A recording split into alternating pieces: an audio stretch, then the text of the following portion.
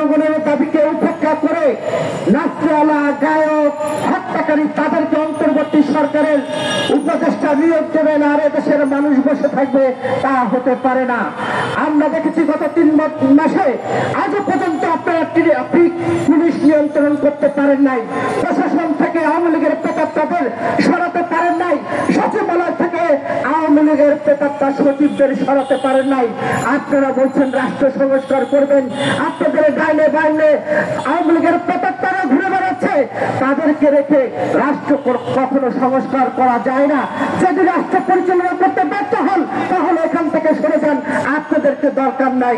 কারণ আপনারা রক্তের উপরে দাঁড়িয়ে ক্ষমতা নিয়েছেন, সেই রক্তের হোলি খেলায় আপনারা বাংলাদেশের মানুষের সাথে খেলা করছেন।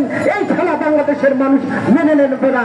কারণ এই সচিবালয় যখন দেখি আওয়ামী লীগের প্রেতাত্মা, আমরা যখন দেখি রাজপথে পুলিশের ভিতরে অতিরিক্ত পুলিশ কর্মকর্তারা যারা আমার ভাইদেরকে গুলি করে হত্যা করেছিল, তাদেরকেও আপনারা আপনি রেখেছেন আর আপনারা রাষ্ট্র সংস্কার করবেন। আজ পর্যন্ত বাংলাদেশের মানুষের নিরাপত্তা দিতে পারেন না। বাংলাদেশের মানুষ যেই ডিমটি খাবে সেই ডিমের দাম কমাতে পারেন না। বড় বড় গল্প করছেন শেখ হাসিনার মতো, তা হবে না। রক্তের হুল খেলার সাথে আপনারা খেলা করছেন। মানুষের মন বুঝতে হবে, মানুষের মন না বুঝে মানুষকে উপেক্ষা করে আপনারা অন্তর্বর্তী সরকারে উপদেষ্টা বানিয়েছেন এক হত্যাকারী, আরেকজন যে শাপলা চত্বর হত্যাকাণ্ড।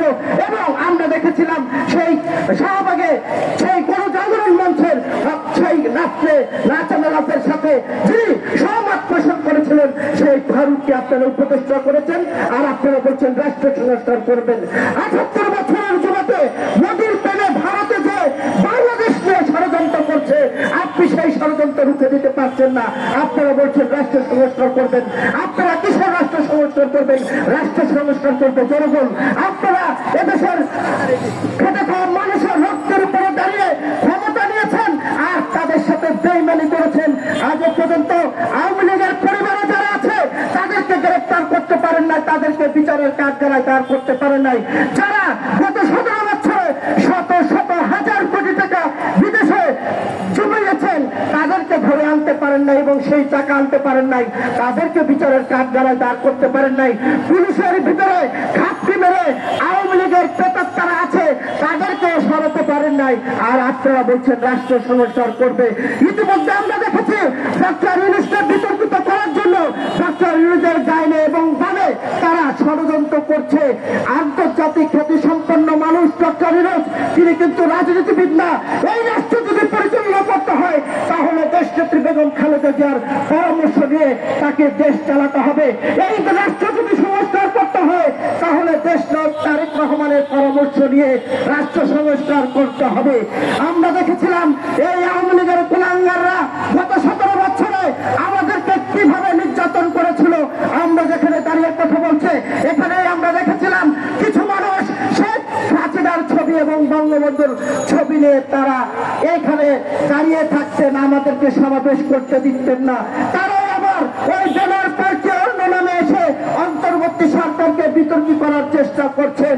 আমরা তাদেরকে বলতে চাই, জাতীয় নির্বাচন বাধাগ্রস্ত যারা করার চেষ্টা করবেন এদেশের মানুষকে নিয়ে তাদেরকে আমরা রুখে দেব।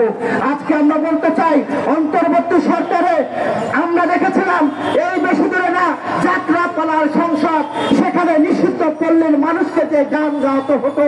আর অন্তর্বর্তী সরকারে আমরা দেখছি সাংস্কৃতিক সরকার যোগ হয়েছে নতুন করে। আমরা এই সরকার চাই না যে সরকার মানুষকে নিরাপত্তা দিতে পারে না, যে সরকার আওয়ামী লীগের প্রেতাত্মাদের বিচার করতে পারে না, সেই সরকার আমরা চাই না। আমরা বলবো মানুষকে যদি নিরাপত্তা দিতে না পারেন, গত 17 বছরে যারা বাংলার মাটিতে অন্যায় অত্যাচার করছে তাদেরকে যদি বিচার করতে না পারেন তাহলে এই সরকার থেকে আপনারা পদত্যাগ করুন, আপনারা সরে যান। যদি সরে না যান তাহলে বাংলাদেশের মানুষ পাকিস্তানকে কিভাবে প্রতিহত করেছিল, ভারতের প্রেতাত্মাদেরকে কিভাবে প্রতিহত করেছিল, ভারতের 1 নম্বর প্রেমিক শেখ হাসিনাকে কিভাবে তাড়িয়েছে সেটাও আপনাদেরকে বুঝতে হবে। আপনারা প্রশাসনে, বিচারালয়, সচিবালয় সব জায়গায় আওয়ামী লীগের প্রেতাত্মা রেখে রাষ্ট্র সংস্কার এবং জাতীয় নির্বাচন করার চেষ্টা করছেন, তা হবে না। কিন্তু ইতিমধ্যে আমরা বুঝতে পারছি এই